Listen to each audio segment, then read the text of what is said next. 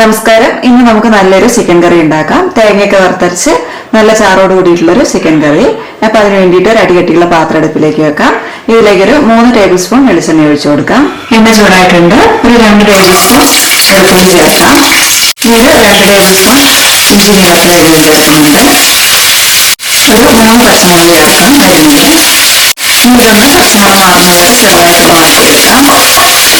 എല്ലാം ചെറുതായിട്ടൊന്ന് വാടി വന്നിട്ടുണ്ട്. ഇതിലേക്ക് കുറച്ച് ചെറിയ അരിഞ്ഞ് ചേർക്കാം. ഒരു 100 ഗ്രാമുണ്ട്. 2-3 കഷ്ണങ്ങളാക്കിയിട്ടൊന്ന് മുറിച്ചിട്ടാൽ മതി.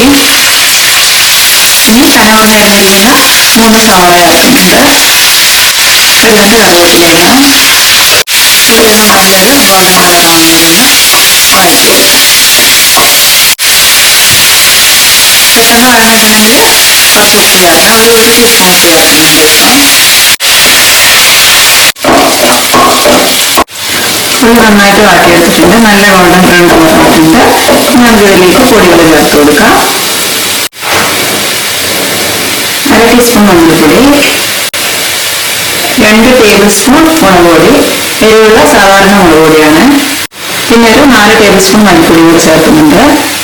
ഇനി പൊടികളുടെയൊക്കെ പച്ചമണം മാറുന്നത് വരെ എണ്ണയിലിട്ടിട്ടൊന്ന് വാട്ടിയെടുക്കാം. പൊടി എണ്ണയിൽ കിടന്നിട്ടങ്ങ് വാടണേ. എണ്ണ കുറവാണെങ്കിൽ വീണ്ടും കുറച്ചും കൂടി ഒഴിച്ചു കൊടുത്താൽ മതി. പൊടിയുടെ ഇട്ടിട്ടൊരു 1 മിനിറ്റൊക്കെ നല്ലോണം ഇളക്കി അതിന്റെ പച്ചമണമൊക്കെ മാറ്റിയെടുക്കുക. ഇനി ഇതിലേക്ക് ചിക്കൻ ചേർത്ത് കൊടുക്കാം. കഴുകി വൃത്തിയാക്കിയിട്ട് മീഡിയം സൈസിൽ കട്ട് ചെയ്തിരിക്കുന്ന ചിക്കനാണ്. കുറച്ച് എരിവുള്ള ചിക്കനാണെങ്കിലും നല്ലതായിരിക്കും. ചിക്കൻ മുരിഞ്ഞ ഒരു 5 മിനിറ്റ് ഒന്ന് വഴറ്റിയെടുക്കാം. ഇപ്പോൾ ചിക്കൻ്റെ ഉള്ളിൽ നിന്നൊക്കെ വെള്ളം ഇറങ്ങിയിട്ടുണ്ട്. ഇനി നമുക്കിതിലേക്ക് 2 കപ്പ് രണ്ടാം പാൽ ഒഴിച്ചു കൊടുക്കാം. ഒരു കപ്പ് തേങ്ങ അരിഞ്ഞതിലേക്ക് 1/2 കപ്പ് വെള്ളം ഒഴിച്ചിട്ട് ഒന്നാം പാൽ വീണ്ടും മാറ്റി വെച്ചിട്ടുണ്ട്. അത് ലാസ്റ്റ് ഒഴിക്കാം. ബാക്കിയുള്ള തേങ്ങാപ്പാലിലേക്ക് 2 കപ്പ് വെള്ളം കൂടി ഒഴിച്ചിട്ട് 1/2 കപ്പ് കൂടി ഒഴിച്ചിട്ടാണ്. എന്നിട്ട് മിക്സിയുടെ ജാറിലിട്ടിട്ട് അടിച്ചെടുക്കുക. എന്നിട്ട് അരിപ്പൊടികൾ പിഴിഞ്ഞ് വെച്ചിരിക്കുന്ന 2 കപ്പ് രണ്ടാം പാലാണിത്. ഒന്ന് മിക്സ് ചെയ്തെടുക്കാം. ഇതിലേക്ക് പാകത്തിനുള്ള ഉപ്പും കൂടെ ചേർക്കാം. നേരത്തെ 1 ടീസ്പൂൺ ഉപ്പ് ചേർത്തിട്ടുണ്ടായിരുന്നു ഉള്ളി വഴറ്റുന്ന സമയത്ത്. ഈ സമയത്ത് ഒരു 2 ടീസ്പൂൺ ഉപ്പും കൂടെ ചേർക്കുന്നുണ്ട്. ഇനി ചിക്കൻ തേങ്ങാപ്പാലിൽ കിടന്നിട്ട് മീഡിയം ഫ്ലെയിമിൽ ഒരു 20 മിനിറ്റ് വെന്ത് വരട്ടെ.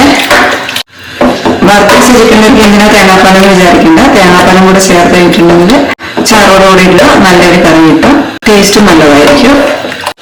അരച്ച് വെച്ച് വേവിക്കാം. ഫ്ലെയിം മീഡിയത്തിലേക്ക് വെക്കണേ. ചിക്കൻ വെന്ത് വരുമ്പോഴേക്കും തേങ്ങ ഒന്ന് വറുത്തെടുക്കാം. ഒരു ചീഞ്ചട്ടിയിലേക്ക് 1 കപ്പ് ചെറിയ തേങ്ങ ചേർത്ത് കൊടുക്കാം. ഇതിലേക്ക് 1 ഇഞ്ച് നീളത്തിലുള്ള ഒരു കഷ്ണം പട്ട, 2 ഏലക്കായ, പിന്നെ ഒരു 3 ഗ്രാമ്പു, 1 ടീസ്പൂൺ കുരുമുളക്, 1 ടീസ്പൂൺ പെരിഞ്ജീരകം. ഇത്രയും സ്പൈസസും കൂടെ ചേർത്ത് കൊടുക്കാം. ഇപ്പൊ വെളിച്ചെണ്ണയൊന്നും ഒഴിച്ചു കൊടുത്തിട്ടില്ല. ഇത് മീഡിയം ഫ്ലെയിമിൽ വെച്ചിട്ട് വറുത്തെടുക്കാം. വെള്ളമൊന്നും വറ്റിയതിന് ശേഷം നമുക്ക് വേണമെങ്കിൽ 1 ടേബിൾ സ്പൂൺ വെളിച്ചെണ്ണ കൂടി ഒഴിച്ചു കൊടുക്കാം. കറിയിൽ ഗരം മസാലയാണ് ചേർക്കുന്നതെങ്കിൽ ഈ ഒരു സമയത്ത് ഈ സ്പൈസസ് ഒന്നും ചേർത്ത് കൊടുക്കേണ്ട ആവശ്യമില്ല കേട്ടോ. പക്ഷെ ഇത്ര സ്പൈസസ് ചേർക്കുന്നതായിരിക്കും കറിക്ക് കുറച്ചും കൂടി ഒരു ടേസ്റ്റ് കൂടുതൽ. ഗരം മസാല പൊടിച്ചു വെച്ചിട്ട് അതിന്റെ മണമൊക്കെ ഒന്ന് പോയിട്ടുണ്ടാവുമല്ലോ. ഇതാകുമ്പോൾ ഇപ്പൊ തന്നെ പൊടിക്കാനുള്ളതല്ലേ.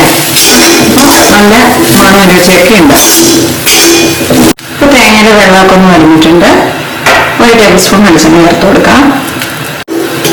ഇനി തേങ്ങ കരിഞ്ഞ ഉള്ളതെന്ന് വറുത്തെടുക്കാം. തേങ്ങയെല്ലാം ഒരേപോലെ മൂത്ത് വന്നിട്ടുണ്ട്. ഈ ഒരു കളർ മതി. ഇനി നമുക്ക് ഫ്ലെയിം ഓഫ് ആക്കാം.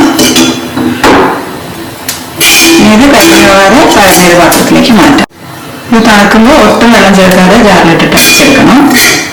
ചിക്കനൊരു 20 മിനിറ്റ് നന്നായിട്ട് തിളച്ചിട്ടുണ്ട്. ഇത് തിളച്ചിട്ടുണ്ടാകും. ഇതിലേക്ക് തേങ്ങ വറുത്തരച്ച് വെച്ചിരിക്കുന്നത് ഒഴിച്ചു കൊടുക്കാം. ഒട്ടും വെള്ളം എണ്ണയൊന്നും ചേർക്കാണ്ടാണ് അരച്ചിട്ടുള്ളത്. അരപ്പ് കറിയിലേക്കൊന്ന് ഇളക്കി വെച്ചിപ്പിച്ചു കൊടുക്കാം. ഇപ്പൊ കറി നന്നായിട്ട് കുറുകിയാണ് ഇരിക്കുന്നത്. ഈ ഒരു സമയത്ത് ജാറിലേക്ക് കുറച്ച് വെള്ളം ഒഴിച്ചിട്ട് നമുക്ക് എത്ര ലൂസ് വേണം അത്രയും ലൂസാക്കി എടുക്കാം. ചൂടുവെള്ളം ഒഴിച്ചു കൊടുത്തിട്ടുണ്ടെങ്കിൽ നല്ലതാണ്. ഞാനൊരു 1/2 കപ്പ് വെള്ളമാണ് ഒഴിച്ചു കൊടുത്തത്. ഇത് നല്ലോണം തിളച്ച് വരട്ടെ.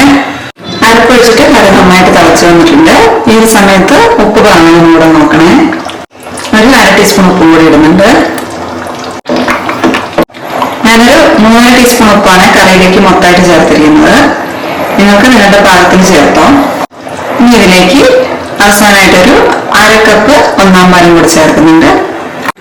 ഇത് ഇളക്കി യോജിപ്പിച്ചെടുക്കാം. ഇനി ഇതിലേക്കൊന്ന് കടുക് വറുത്തും കൂടെ ഇടണേ, അപ്പോഴായിരിക്കും കറി നല്ല ടേസ്റ്റ് വരിക. ചീനച്ചട്ടിയിലേക്ക് ഒരു 1 ടേബിൾ സ്പൂൺ വെളിച്ചെണ്ണ ഒഴിച്ചു കൊടുക്കാം.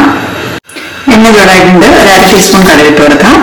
കടുക് മുളക് പൊട്ടി വരുമ്പോൾ ഒരു 5 ചെറിയ ഉള്ളി കറുവപ്പട്ട അരിഞ്ഞ് ചേർത്ത് കൊടുക്കാം.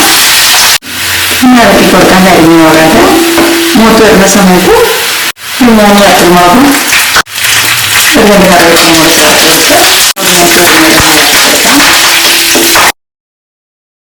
ഇനി ഇത് കറിയിലേക്ക് ഒഴിച്ചു കൊടുക്കാം.